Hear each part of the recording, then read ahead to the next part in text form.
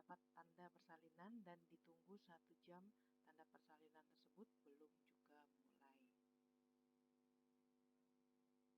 Etiologinya belum diketahui dengan pasti, tapi diperkirakan pada kehamilan preterm dapat disebabkan yang pertama karena serviks yang inkompeten, ketegangan rahim berlebihan, kehamilan ganda, hidramnion, kemudian kelainan letak janin dalam rahim, yaitu kelainan letak sungsang dan letak lintang.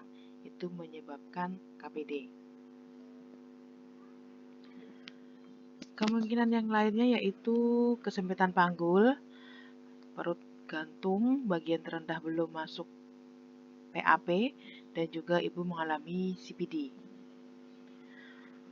Selanjutnya yaitu kelainan bawaan dari selaput ketuban, defisiensi gizi dari tembaga atau VITC, infeksi yang menyebabkan terjadinya proses biomekanik pada selaput ketuban dalam bentuk proteolitik sehingga memudahkan ketuban pecah. Gambaran klinisnya dari KPD, yang pertama keluar cairan berupa air dari vagina setelah kehamilan berusia 22 minggu tanpa disertai rasa mules atau tanpa disertai dengan kontraksi. Yang kedua, gambaran klinisnya, ketuban dinyatakan pecah dini jika terjadi sebelum ada tanda-tanda persalinan yang lain, itu KPD.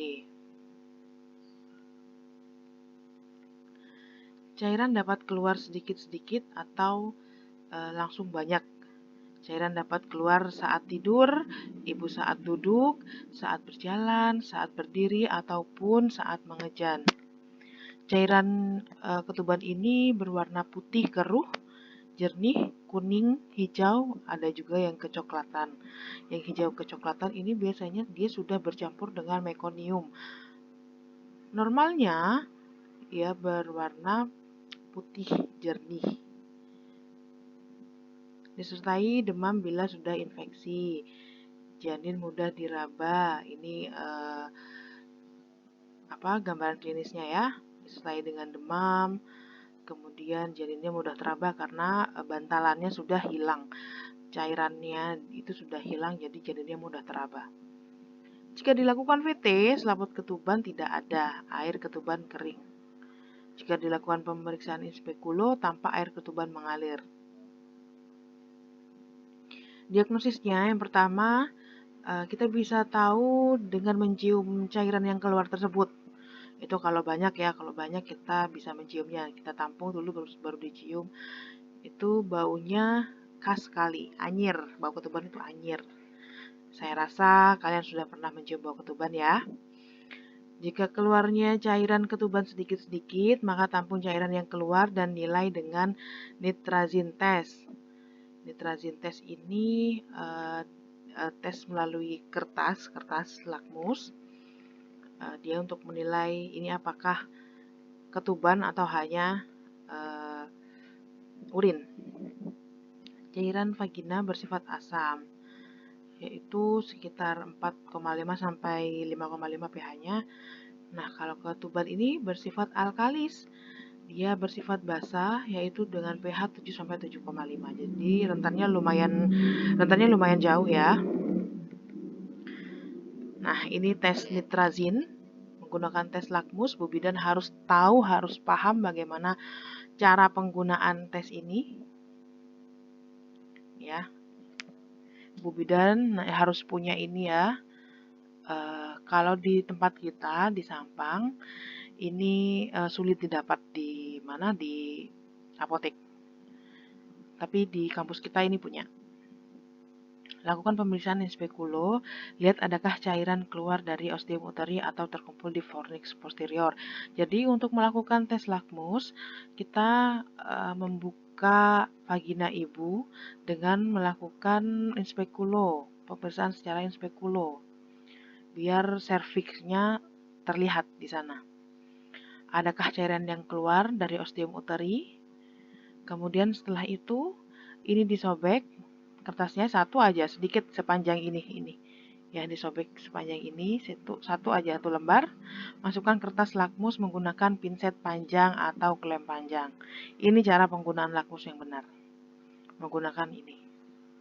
Nah, hasilnya bila kalian punya lakmus yang merah, dia akan berubah menjadi biru jika itu ketuban atau jika itu basa, jika itu alkali. Dia akan berubah menjadi biru jika ketuban. Namun ketika kalian punya lakmus biru, dia tidak akan berubah warna jika itu ketuban. Tapi dia akan berubah menjadi warna merah jika itu urin. Jadi intinya, jika berubah warna biru, itu adalah ketuban. Tapi jika tidak berubah warna, tetap warna merah, itu adalah urin atau cairan vagina atau sekret vagina. Prognosisnya, usia kehamilan muda itu sangat buruk. Kalau ibu mengalami KPD pada usia yang masih usia kehamilannya masih muda, maksudnya belum aterem, itu sangat buruk. Namun jika usia kehamilan sudah aterem, itu baik karena ini penanganannya bisa cepat untuk infartu. Kalau aterem, jadi penanganannya secara aktif. KPD pada kehamilan aterem atau prematur dengan atau tanpa komplikasi itu harus dirujuk ke rumah sakit. Sekali lagi Ibu tekankan bahwa KPD pada kehamilan aterem atau prematur dengan atau tanpa komplikasi harus dirujuk ke rumah sakit. Bila janinnya hidup dan terdapat prolaps tali pusat, biasanya itu janinnya hidup ketika kalian mau rujuk, janinnya masih hidup, terdapat prolaps tali pusat. Nah, pasiennya dirujuknya itu dengan posisi panggulnya harus lebih tinggi dari badannya. Bila memungkinkan dengan posisi bersujud. Tuh. Itu kalau terjadi prolaps tali pusat. Tapi kalau tanpa terjadi komplikasi, ya biasa, ditidurin biasa miring kiri.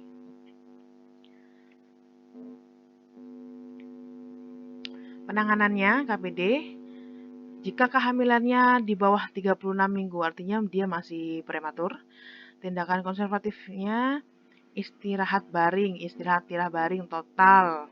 Pemberian sedatif, ini biasanya fenobarbital ya, 3 kali 30 mg. Terus pemberian antibiotik selama 5 hari. Pematangan paru, ini pakai dextrabisasnya, biasanya 3 kali 5 selama 5 hari, 5 hari. Penilaian tanda-tanda infeksi, ini jangan lupa, ini penanganan kurang dari 36 minggu. Jadi diusahakan jangan dilahirkan dulu, tapi tetap pematangan paru dilakukan.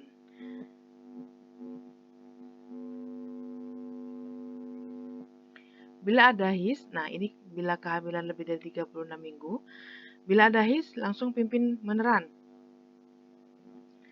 Jangan lupa diakselerasi bila ada insersi uteri. Bila tidak ada HIS, lakukan induksi persalinan.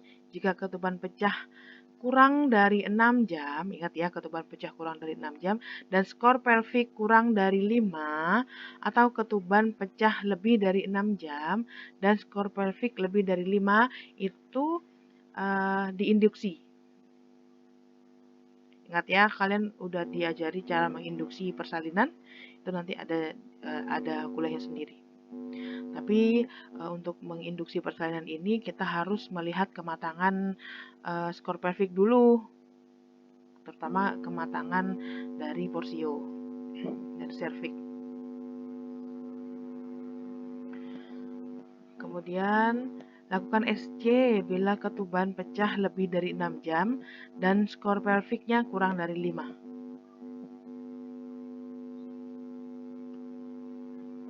Oke, tadi kita bahas yang pertama KPD tentang kelainan di amnion ini. Yang kedua tentang polyhydramnion. Polyhydramnion merupakan keadaan di mana jumlah air ketuban melebihi 2 liter. Normalnya air ketuban ini adalah 1-2 liter. Tapi kalau sudah lebih dari 2 liter, itu sudah tidak normal. Atau bahkan ada referensi yang bilang normalnya ini 1 sampai 1,5 liter. Jadi kalau kurang dari 500 miligram, 500 cc itu berarti tidak normal, dan lebih dari 2 liter berarti tidak normal. Secara klinik, polyhydramnion ini merupakan penumpukan cairan ketuban yang berlebihan sehingga menimbulkan rasa tidak nyaman pada pasien. Sedangkan secara USG, hasil USG, jika AFI-nya lebih dari 20, ini dinyatakan polyhydramnion.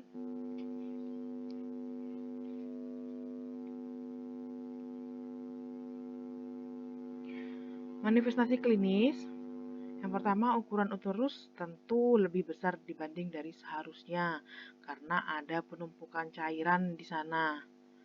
Identifikasi janin dan bagian janin melalui pemeriksaan palpasi sulit dilakukan. Ya, karena banyak cairan amnionnya itu, jadi palpasinya susah. Menentukan bagian-bagian janin itu susah. DJJ sulit terdengar karena tadi amnionnya itu banyak sekali. Alhasil untuk menilai DJJ ini, kita menilainya melalui rambatan suara, getaran suara. Oleh karena itu, semakin lebar ini amnionnya, maka rambatannya juga akan semakin lebar dan tidak terdengar jelas.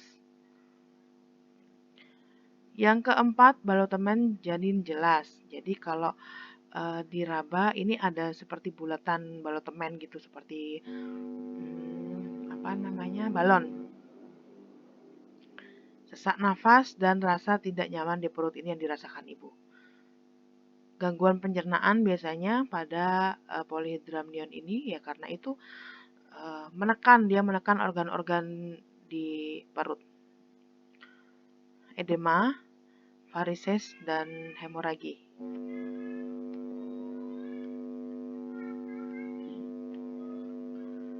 Perjalanan penyakit, yang pertama, hydramnion kronis ini pertambahan air ketubannya terjadi secara perlahan. Jadi pertambahan air ketubannya terjadi secara perlahan dalam beberapa minggu atau bulan. Tapi ya kalau yang akut, dia penambahan air ketubannya secara tiba-tiba. Ini bisa beberapa hari saja, tiba-tiba dia memang membesar seperti itu. Tapi ada juga yang kronis, yang itu yang sudah dari lama, sudah dari awal kehamilan. Etiologinya, produksi air ketuban bertambah. Ini karena penghasilkan air ketuban adalah yang menghasilkan air ketuban ini adalah epitel amnion. Ya. Nah, epitel amnion ini, tetapi air ketuban juga dapat bertambah karena jaringan lain masuk ke dalam ruangan amnion. Misalnya air kencing anak atau cairan otak pada janin ancefalus. Jadi yang tidak punya tengkorak itu cairannya masuk bersatu dengan amnion.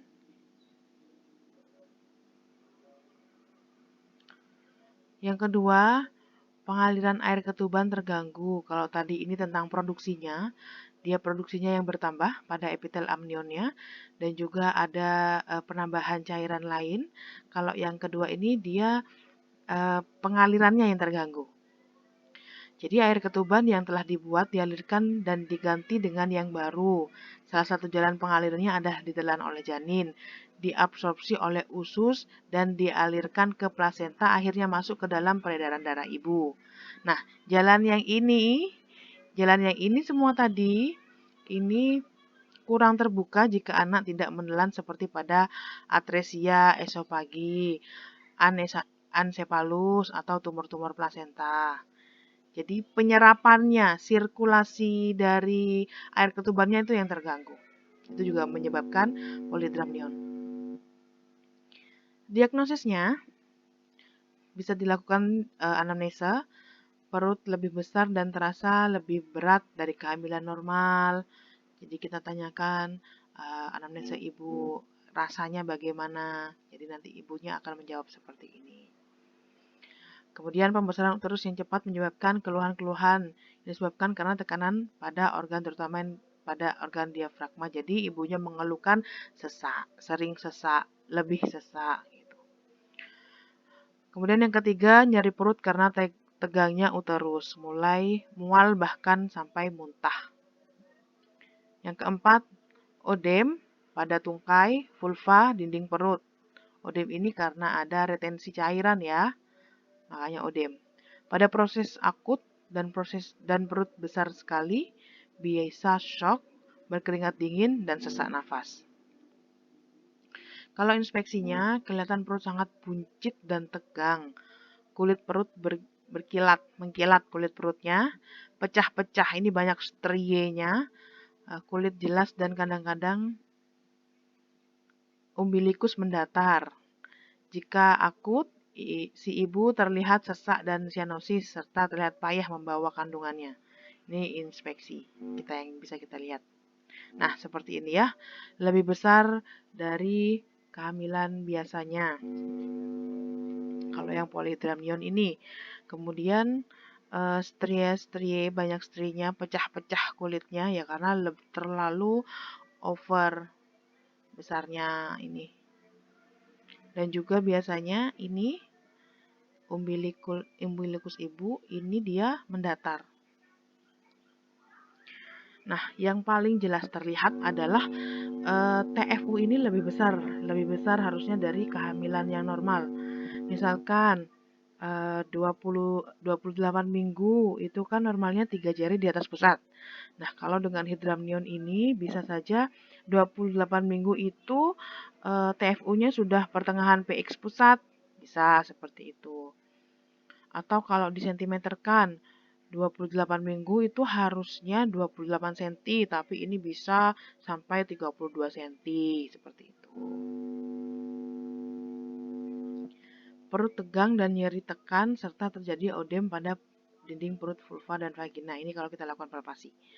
Kemudian fundus uteri lebih tinggi dari tuanya kehamilan sesungguhnya, yang sudah tadi Ibu bilang. Tapi ini juga hati-hati. Hati-hati tidak semua TFU yang lebih tinggi dari tuanya kehamilan itu hydramnion. Tidak semua ya, tidak semua yang TFU lebih tinggi dari tuanya kehamilan itu mengalami hydramnion. Ada juga karena itu bisa karena ibunya memang obes atau karena gemeli. Jadi tidak selalu ya karena polyhydramnion ya. Bagian-bagian janin sukar dikenali karena banyaknya cairan. Ini juga. Ini karena kalau kita palpasi memang bagiannya ini apa, mana kepalanya gitu, itu susah sekali. Bahkan bagian-bagian terkecil janin kayak jari-jari, tangan, tungkai itu susah dipalpasi.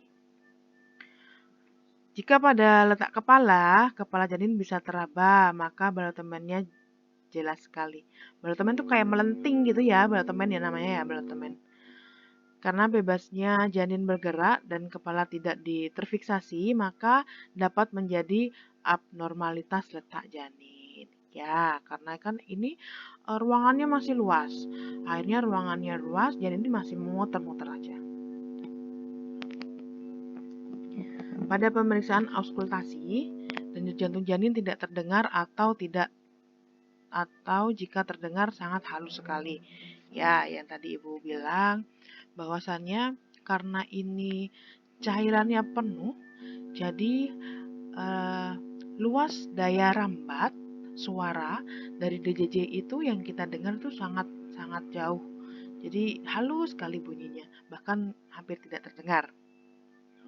Ini melalui pemeriksaan foto ronsen abdomen, bayangan terselubung kabur karena banyaknya cairan, kadang-kadang banyak janin juga tidak jelas. Ada yang polyhydramnion itu dengan bayinya 2 gitu. Gemeli, dia mengalami polyhydramnion. Jadi perutnya besar sekali. Tapi janinnya kecil 2 di sana itu ada. Kemudian foto ronsen pada hidramnion berguna untuk diagnosa dan untuk menentukan etiologinya seperti anomali kongenital, apa dia anencefal atau dia gemeli, ini diperlukan untuk foto ronsen ini.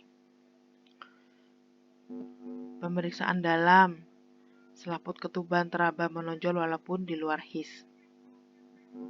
Kalau kita lakukan VT, ini selaput ketubannya teraba menonjol walaupun di luar tidak ada his. Kenapa bisa menonjol? Karena tekanan begitu besar. Airnya, volume airnya sangat besar. Jadi ketubannya ini teraba sangat menonjol. Nah, hati-hati dalam mendiagnosa polyhydramnion karena ini ciri-cirinya juga hampir sama seperti kehamilan kembar, kista ovarium ini pada hamil dengan kista ovarium, hamil dengan mola hidatidosa atau kandung kemih yang penuh. Ini hati-hati, ini diagnosa bandingnya. Penata laksananya apa pada polyhydramnion? Yang pertama waktu hamil. Jadi hidramnion ringan jarang diberi terapi klinis, cukup diobservasi dan diberikan terapi simptomatis. Simptomatis ini sesuai gejala-gejala yang mengganggu ibu saja.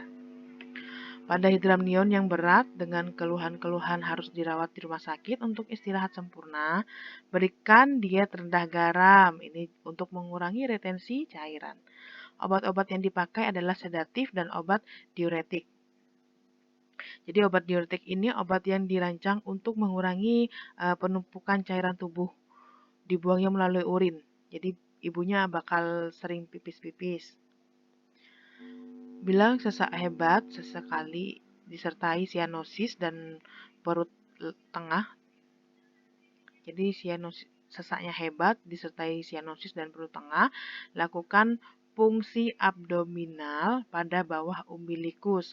Dalam 1 hari dikeluarkan 500 cc per jam sampai keluhan berkurang. Ini dilakukan oleh dokter.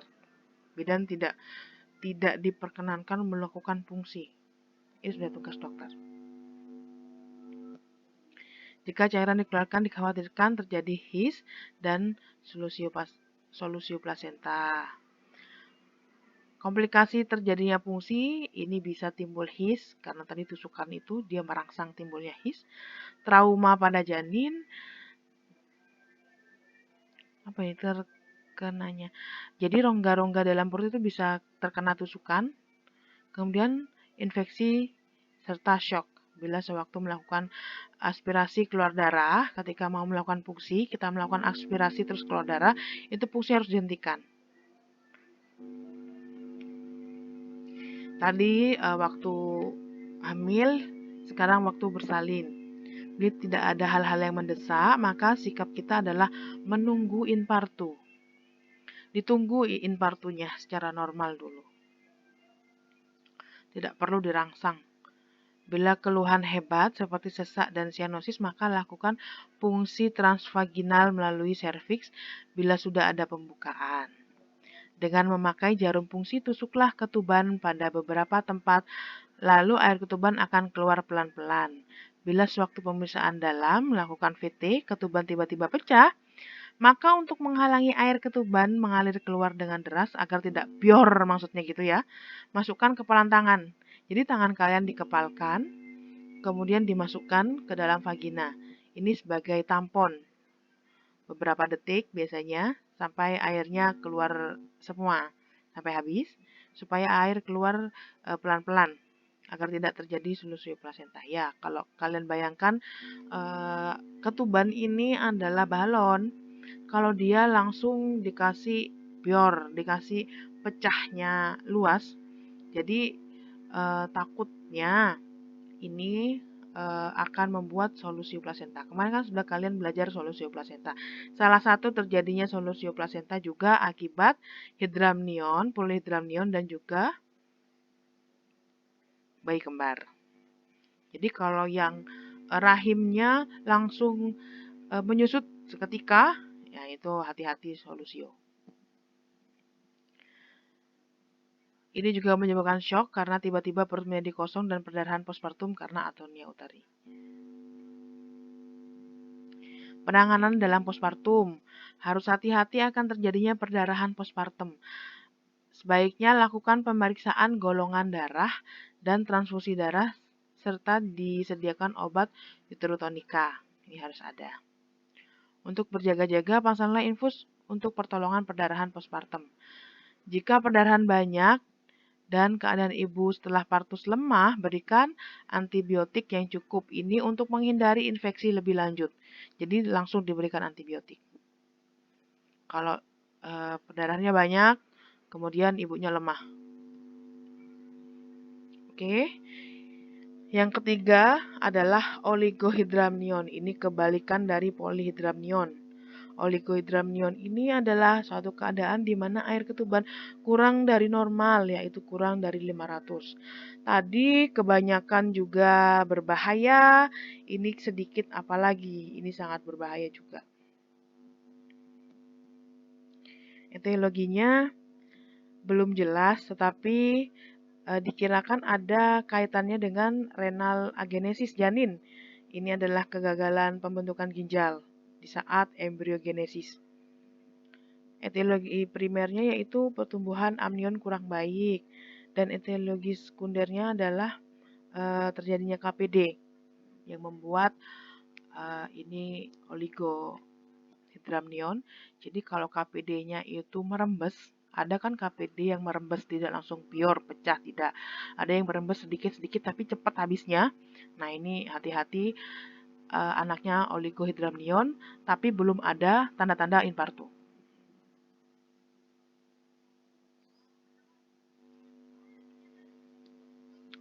Wanita dengan kondisi berikut memiliki insiden oligohidramnion yang tinggi.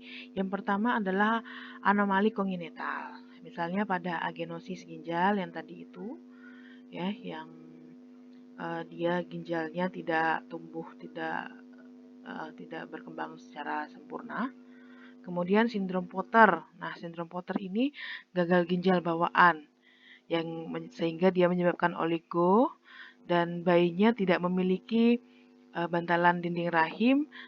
Akhirnya terjadi tekanan, terus terjadi tekanan pada bayi, kan tidak ada amnionnya ya, tidak ada bantalannya, terus ditekan sama rahim, jadi ruang geraknya juga, ruang gerak tubuh sempit, alhasil anggota gerak tubuh dan juga wajahnya menjadi abnormal. Nah ini adalah sindrom Potter. Jadi anaknya seperti dipres. Yang kedua, dapat terjadi retardasi pertumbuhan intrauterin, IGR. Kemudian KPD dan sindrom pasca maturitas. Nah, sindrom pasca maturitas ini ciri-cirinya sama kayak postmatur yang tadi Ibu jelaskan di video sebelumnya. Itu cirinya kulitnya keriput, kering, terus kulitnya kekuningan, coklat kehijauan. Nah, seperti itu. Gambaran klinis dari oligo ini yang pertama, uterus tampak lebih kecil dari usia kehamilan. Ini kebalikannya tadi ya. Kalau misalkan usianya 32 minggu, ternyata TFU-nya cuma 3 jari di atas pusat. Yang harusnya sudah di pertengahan PX pusat, tapi ini masih 3 jari di atas pusat. Misalkan itu.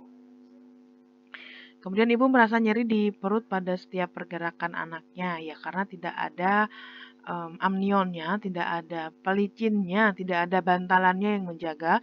Jadi ketika itu ibu kontraksi atau ketika ibu bergerak, nah ini atau ketika anak juga bergerak, ini akan menyebabkan rasa nyeri yang sangat luar biasa.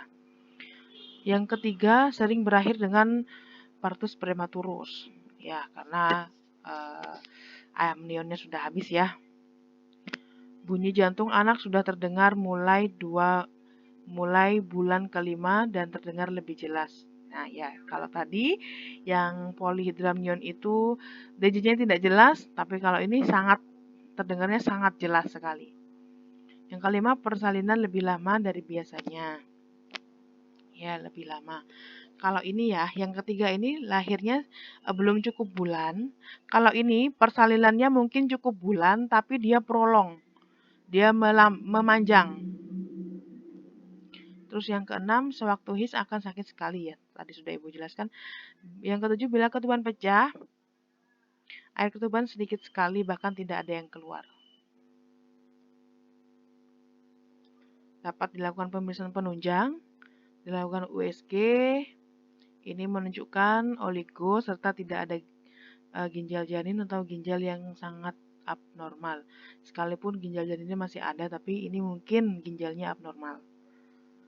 Bisa dengan dilakukan ronsen perut bayi, ronsen paru-paru bayi, dan analisa gas darah. Komplikasinya, yang pertama terjadi pada permulaan kehamilan, maka janin akan menderita cacat bawaan. Jika, maksudnya ini nomor 1 ya, jika oligo ini terjadi pada permulaan kehamilan, mulai dari kehamilan awal terjadi oligo, maka ini akan menderita cacat bawaan dan pertumbuhan janin dapat terganggu, bahkan bisa terjadi partus prematurus dan seperti kertas kusut karena janin mengalami tekanan dinding rahim.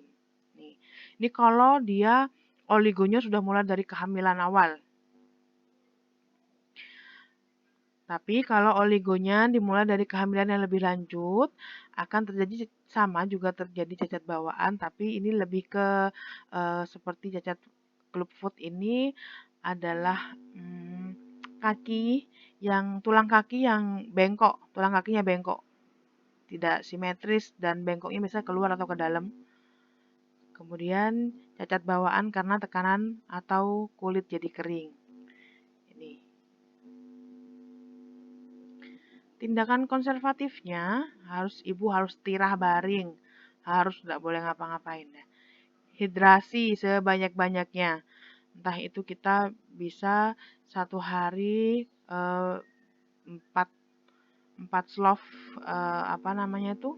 NaCl atau apapun itu yang diinstruksikan dokter untuk kita masukkan ke ibu melalui infus. Kemudian yang ketiga, perbaikan nutrisi. Jadi selain dari tirah baring, kemudian diinfus, juga nutrisinya ibu harus diperbaiki. Jangan cuma dijaga tapi harus diperbaiki. Pemantauan kesejahteraan janin, dihitung pergerakan janin ini dilakukan NST. Sudah tahu ya NST ya?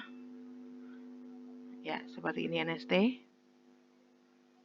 Jadi nanti gerakan janinnya, DJJ-nya itu bisa otomatis dianalisa di sini melalui ini. Kemudian yang kelima, pemeriksaan USG yang umum dari volume cairan amnionnya. Kemudian amnion infusion ini yang dilakukan dokter ya, fungsi tadi itu ya. Dan yang ketujuh, induksi dan kelahiran. Jadi kalau memang sudah aterem, lakukan induksi dan kelahiran.